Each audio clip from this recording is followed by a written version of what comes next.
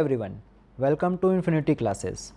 Infinity Classes के इस video के माध्यम से हम आपको पर्यावरण एवं पारिस्थितिकी जो कि आगामी ACF, CGPSC मेंस और व्यापम के लिए महत्वपूर्ण सभी बिंदुओं को शामिल करते हुए एक संपूर्ण वीडियो सीरीज़ ला रहे हैं, जिसमें पर्यावरण एवं पारिस्थितिकी से जुड़े सभी मूलभूत एवं समसामयिक मुद्दों को कवर करने का प्रयास किया जाएगा। आशा करता हूं कि यह सीरीज़ आपके आगामी परीक्षाओं के लिए उपयोगी सिद्ध होगी। तो चलिए इस वीडियो लेक्चर की शुरुआत करते हैं पर्यावरण एवं पारिस्थितिकी की। तो आइए सबसे पहले हम इसकी परिभाषा देखते हैं। सबसे पहले हम देखते हैं पर्यावरण मतलब इन्वायरमेंट।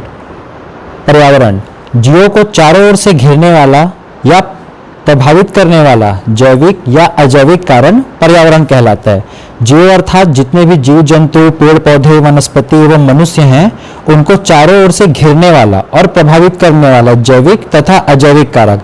इसको हम आगे डिटेल में समझेंगे कि जैविक और अजैविक कारण क्या होते हैं। दूसरा मेन पॉइंट यह है कि पर्यावरण हमेशा गतिशील होता है। पर्यावरण में हमेशा गतिशील होता है मतलब परिवर्तन होते रहते हैं। पर्यावरण हमेशा गति करते रहता है। ठीक है। उसी तरह हम देखते हैं पारिस्थितिकी को। पारिस्थितिकी जिसको कहते हैं इकोलॉजी, जीवों के आपसी संबंधों और पर्यावरण के बीच उनके संबंधों का वैज्ञानिक अध्ययन पारिस्थितिकी कहलाता है। यह ग्रीक भाषा के दो शब्दों ओकोस अर्थात घर और लोगोस अर्थात अध्ययन से मिलकर बना है। इस शब्द के प्रथम प्रयोगकर्ता अर्नेस्ट हैकल थे। अर्नेस्ट हैकल एक जर्मन प्राणी विज्ञानी थे जिन्होंने पहली बार पारिस्थितिकी शब्द का प्रयोग किया था। अर्नेस्ट हैकल की परिभाषा के अनुसार पारिस्थितिकी उन अंतःक्रियाओं का वैज्ञानिक अध्ययन है जो जीवों के वितरण और बाहुल्य का निर्धारण करते हैं। अब हम देखते हैं पारिस्थितिकी तंत्र के बारे में यानी इकोसिस्टम। इसकी परिभाषा है जीवों के समुदाय और साथ ही वह पर्यावरण जिसमें वे निवास करते हैं पारिस्थितिकी तंत्र या पर्यावरण कहलाता है। पारिस्थितिकी विज्ञान का जन्म ओडम को कहा जाता है। ओडम जो कि एक अमेरिकन प्राणी विज्ञानी थे, इन्होंने एक प्रसिद्ध पुस्तक भी लिखी जिसका नाम है फंडामेंटल ऑफ इकोलॉजी। ओडम की परिभाषा के अनुसार जैविक समुदाय और अजैविक के अंतर संबंधों से निर्मित संरचनात्मक एवं क्रियात्मक इकाई पारिस्थितिकी तंत्र कहलाती है। अर्थात जैविक समुदाय यानी जो भी जीव जंतु हैं उन सबका समुदाय और अजैविक कारक के बीच अंतर संबंध होते हैं। उनके अंतर संबंधों से निर्मित जो भी संरचनात्मक एवं क्रियात्मक इकाई होती है वह पारिस्थितिकी तंत्र कहलाते हैं। आपको आगे चलकर जैविक अजैविक समुदाय सबका डिटेल से बताया जाएगा, ये केवल परिभाषा है। आगे देखते हैं परितंत्र का आकार एक छोटे तालाब से लेकर विशाल महासागर तक का हो सकता है। यानी पारिस्थितिक तंत्र किसी भी छोटे तालाब से लेकर किसी विशाल महासागर तक की भी हो सकती है। इन सब के पारिस्थितिक तंत्र में कुछ अलग अलग भिन्नताएं होती हैं। अब आगे हम देखते हैं इसमें पारिस्थितिक तंत्र के घटक। पारिस्थितिक तंत्र के मुख्य रूप से 3 घटक होते हैं। पहला जैविक घटक यानी बायोटिक कंपोनेंट्स, दूसरा अजैविक घटक एबायोटिक कंपोनेंट्स और तीसरा ऊर्जा संघटक यानी एनर्जी कंपोनेंट्स। देखते हैं हम पहला जैविक घटक। जैविक घटक कहता है कि इसके अंतर्गत जैविक घटक के अंतर्गत मुख्य रूप से पौधे, जंतु तथा सूक्ष्म जीवों को शामिल किया जाता है जो क्रमशः स्वयंपोषी, परपोषी एवं मृतपोषी कहलाते हैं। तो दोस्तों स्वयंपोषी, परपोषी एवं मृतपोषी क्या देखते हैं, इन पर देखते थोड़ा नजर डालते हैं। स्वपोषी यानी ऑटोट्रॉप्स, स्वपोषी को इंग्लिश में ऑटोट्रॉप्स कहते हैं। इसके अंतर्गत मुख्यतः हरे पौधे एवं शैवाल व कुछ बैक्टीरिया को शामिल किया जाता है। यह मुख्यतः प्रकाश संश्लेषण द्वारा कार्बोहाइड्रेट का संश्लेषण करते हैं जो इनके साथ साथ अन्य जीवों के लिए भी भोजन का मुख्य स्रोत होता है। आपने देखा होगा कि जितने पेड़ पौधे जीव जंतु हैं, जितने पेड़ पौधे हैं, शैवाल हैं, बैक्टीरिया हैं, वो प्रकाश संश्लेषण यानी फोटोसिंथेसिस की क्रिया से कार्बोहाइड्रेट का संश्लेषण करते हैं, जो क्या होता है खुद की भोजन के साथ साथ वे दूसरे की भी भोजन का मुख्य स्रोत बनता है।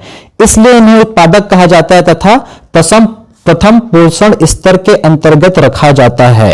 अब ये उत्पादक और प्रथम पोषण स्तर क्या होता है, ये जब हम खाद्य श्रृंखला देखेंगे तब इसे थोड़ा डिटेल में समझेंगे। अभी के लिए फिलहाल इतना ही समझ लीजिए कि इन्हें प्राथमिक उत्पादक कहा जाता है और पोषण स्तर में प्रथम स्थान पर रखा जाता है। ठीक है। अब आगे देखते हैं दूसरे होते हैं परपोषी जिन्हें हेटेरोट्रॉप्स कहा जाता है। इसके अंतर्गत वे जीव आते हैं जो भोजन के लिए पौधों, जंतुओं तथा दोनों पर निर्भर होते हैं। भोजन के स्रोत के आधार पर इन्हें 3 वर्गों में बांटा जाता है। जैसे कि पहला होता है शाकाहारी। शाकाहारी यानी हर्बीवर्स, जो केवल शाकाहारी यानी पेड़ पौधों का सेवन करते हैं। दूसरा होते हैं मांसाहारी, जिन्हें कॉर्निवर्स कहा जाता है। मांसाहारी ये मांस का सेवन करते हैं। तीसरा कहलाता है सर्वाहारी, ओमनिवर्स, ये शाकाहारी और मांसाहारी दोनों होते हैं। ठीक है, आगे देखते हैं इनका शाकाहारी।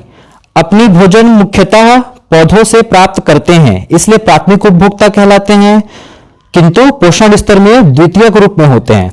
हमने पहले समझा कि जो उत्पादक होते हैं, जो स्वयं पोषी होते हैं पेड़ पौधे, वह प्राथमिक पोषण स्तर में प्राथमिक स्तर पर रहते हैं, पहले स्तर में रहते हैं। लेकिन इन पेड़ पौधों को खाने वाले शाकाहारी जानवर पोषण स्तर के द्वितीयक रूप में मौजूद रहते हैं, इसलिए इन्हें पोषण स्तर में द्वितीयक रूप में होते हैं। उदाहरण के लिए गाय, बैल, बकरी, कवक इत्यादि।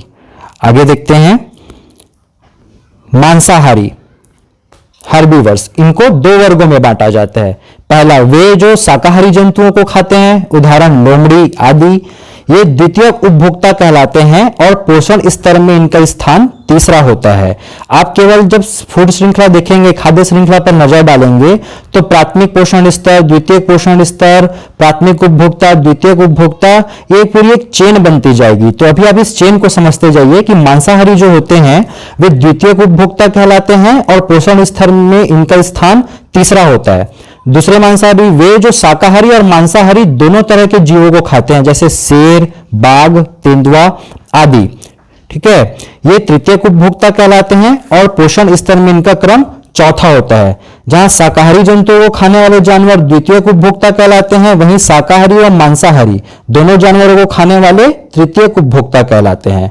शाकाहारी जंतुओं को खाने वाले पोषण स्तर में कौन तीसरे स्थान पर रहते हैं, जबकि शाकाहारी एवं मांसाहारी दोनों प्रकार के जानवरों को खाने वाले पोषण स्तर पे चौथे स्थान पे होते हैं। तीसरा क्रम आता है इनका सर्वाहारी का, ओमनिवर्स का। इसके अंतर्गत हम मुख्यतः मनुष्यों को रखते हैं, जो अपना भोजन पौधों और जंतुओं दोनों से प्राप्त करते हैं। इन्हें सर्वोच्च पोषण स्तर पर रखा जाता है। सर्वोच्च पोषण स्तर यानी पोषण स्तर, जो खाद्य श्रृंखला में जो चेन होती है उसके अंतिम पायदान पर होते हैं मनुष्य, जिन्हें सर्वोच्च पोषण स्तर पर रखा जाता है। इसलिए सिद्धांततः जैव आवर्धन, बायोमैग्निफिकेशन का सर्वाधिक दुष्प्रभाव इन्हीं पर पड़ता है। बायोमैग्निफिकेशन एक टर्म है। जब आप खाद्य श्रृंखला में जाएंगे तो बायोमैग्निफिकेशन को भी हम, जैव आवर्धन को हम डिटेल में समझेंगे। अभी फिलहाल समझिए कि सर्वोच्च पोषण स्तर में रहने वाले मनुष्य को जैव आवर्धन का सर्वाधिक दुष्प्रभाव इन्हीं पर पड़ता है। ठीक है, आगे देखते हैं हम तीसरा, मृतपोषी होते हैं, जिनको कहा जाता है सेप्रोट्रॉप्स एवं अपघटक, डिकम्पोजर। ये भी एक प्रकार के परपोषी होते हैं जो मृत पदार्थों से अपने एंजाइम का स्राव कर उन्हें अपघटित कर देते हैं। इस प्रक्रिया में अपघटक अकार्बनिक पदार्थों का कुछ मात्रा में अवशोषण करते हैं तथा शेष पदार्थ मिट्टी में ही रह जाते हैं। अब ये अकार्बनिक पदार्थ क्या होता है, इसकी भी डिटेल में आगे जानकारी दी गई है। आप केवल इसकी प्रक्रिया समझते जाइए कि शेष पदार्थ मिट्टी में ही रह जाते हैं और जो पौधों के लिए पोषण का कार्य करता है, उदाहरण बैक्टीरिया और कवक।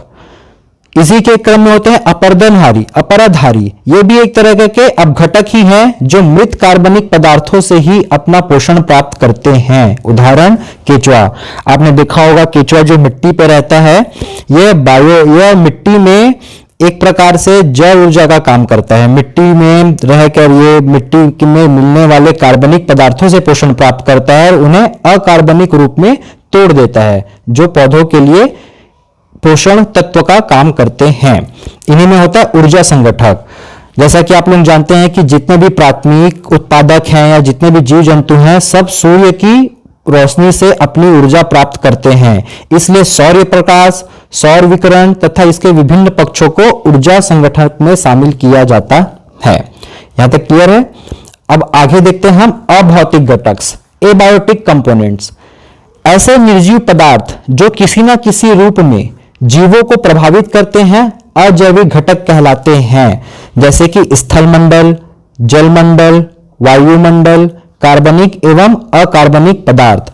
दोस्तों, आप लोगों ने देखा है कि जिस स्थलमंडल पर हम रहते हैं, जिस जल मंडल से हम जल प्राप्त करते हैं, क्योंकि जल जीवन के लिए महत्वपूर्ण है, इसलिए जल मंडल से हमें जल की प्राप्ति होती है। वायुमंडल से हमें सांस लेने के लिए ऑक्सीजन की प्राप्ति होती है। तो स्थल मंडल, जय मंडल और वायुमंडल, ये तीनों पर्यावरण के अभौतिक घटक कहलाते हैं। अभौतिक घटक में कार्बनिक एवं अकार्बनिक पदार्थों को भी शामिल किया जाता है। ठीक है। अजैविक पदार्थ इस बात को सुनिश्चित करते हैं कि जीव पर्यावरण में कहां और किस ढंग से मौजूद रहेंगे। अब इसका तात्पर्य यह है कि अजैविक पदार्थ जैसे जल, स्थल और वायु, ये तीनों इस बात का निर्धारण करते हैं कि किस प्रकार के पर्यावरण में कैसे जीव पाए जाएंगे और किस जगह पर किस प्रकार के जीव उनके पर्यावरण के हिसाब से मौजूद होंगे। अजैविक घटकों को मुख्यतः 4 भागों में बांटा जा सकता है। पहला, जलवायु संबंधी कारक। इसमें तापमान, प्रकाश, हवा, आर्द्रता आदि आते हैं। देखिए, जलवायु संबंधी कारक जैसे तापमान, ये अजैविक घटकों में शामिल होता है। तापमान ही निर्धारित करता है कि किस प्रकार की पारिस्थितिकी मौजूद रहेगी। जैसा कि आप लोगों ने देखा है, उष्णकटिबंधीय क्षेत्र, पृथ्वी में, विश्व में उष्णकटिबंधीय क्षेत्र में आने वाले जितने भी क्षेत्र हैं, वहां पर हर प्रकार के वन पाए जाते हैं, सर्वाधिक प्रकार के जीव जंतु पाए जाते हैं। उसी प्रकार प्रकाश, यानी प्रकाश, जहां पर प्रकाश हमेशा उपलब्ध रहेगा, अधिक मात्रा में उपलब्ध रहेगा, वहां जीव जंतु में विविधता पाई जाती है। हवा, आर्द्रता, ये सारी जलवायु संबंधी कारक में कहलाते हैं। दूसरा देखते हैं मृदा संबंधी कारक। यह मृदा की संरचना और संगठन से संबंधित है। आप लोगों ने भूगोल में अध्ययन किया होगा कि मृदा की संरचना ही वहां की वनस्पतियों और फसलों का निर्धारण करते हैं। ठीक उसी प्रकार मृदा से वनस्पति भी अलग प्रकार की पारिस्थितिकी का निर्धारण करेंगे, इसलिए मृदा संबंधी कारक भी अजैविक घटकों में शामिल किए जाते हैं। तीसरा है कार्बनिक पदार्थ। कार्बनिक पदार्थों में मुख्य रूप से प्रोटीन, कार्बोहाइड्रेट और वसा यानी कि फैट आदि को शामिल किया जाता है। और चौथा है अकार्बनिक पदार्थ। इसमें जल, फास्फोरस, सल्फर, नाइट्रोजन आदि अकार्बनिक पदार्थ में शामिल किए जाते हैं। इस प्रकार हम देखेंगे तो स्थल मंडल, जल मंडल, वायुमंडल, कार्बनिक और अकार्बनिक पदार्थ मिलकर पारिस्थितिकी के अभौतिक घटक का निर्माण करते हैं। इसमें विशेष में हम देखते हैं कि इस तरह जैविक और अजैविक घटकों के बीच पदार्थों के आदान प्रदान से एक संतुलन पर आधारित चक्रीय पारिस्थितिकी तंत्र का निर्माण होता है। इसलिए किसी एक घटक की हानि संपूर्ण पारिस्थितिकी तंत्र को दुष्प्रभावी कर सकती है। दोस्तों, आपने देखा है कि मनुष्य हो, चाहे जीव जंतु हो, चाहे पेड़ पौधे हो, ये सभी अपने जीवन निर्वाह के लिए अपने आसपास के वातावरण, पर्यावरण और तत्वों पर निर्भर करते हैं। ये उन तत्वों से अपनी ऊर्जा प्राप्त करते हैं, उन तत्वों को अपनी ऊर्जा देते हैं। इसी को घटकों के बीच पदार्थों का आदान प्रदान कहा जाता है और इसी ऊर्जा के आदान प्रदान से एक चक्रीय पारिस्थितिकी तंत्र का निर्माण होता है, जो भौतिक अभौतिक घटकों के अंतरक्रियाओं से बनते हैं। इसलिए इन्हें पारिस्थितिकी तंत्र का महत्वपूर्ण घटक कहा जाता है और किसी के भी एक घटक की हानि होने पर इस पारिस्थितिक तंत्र को दुष्प्रभावित हो सकती है।